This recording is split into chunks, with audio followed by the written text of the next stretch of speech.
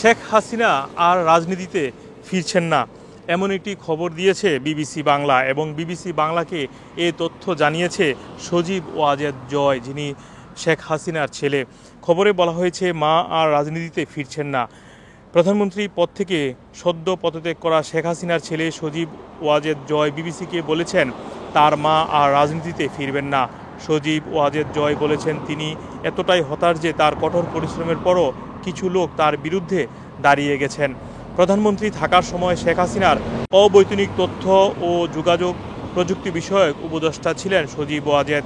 তিনি BBC world সার্ভিসকে বলেছেন, তার মা গতকাল থেকে পদত্যাগ করার কথা ভাবছিলেন।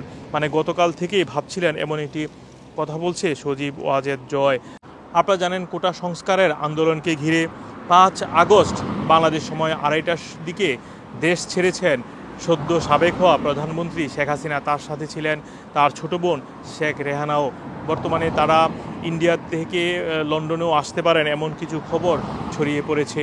এছাড়াও আরও বলা হচ্ছে, আপনারা জানেন বাংলাদেশে এখন কিভাবে দেশ চলবে সেটির একটি রূপরেখাও তৈরি করা হচ্ছে। এদিকে সেনাপ্রধান ওয়াকারুজ্জামান বলেছেন, তিনি রাষ্ট্রপতির সাথে বৈঠক করছেন এবং বৈঠকের মাধ্যমে সিদ্ধান্ত হবে কিভাবে দেশ পরিচালিত হবে।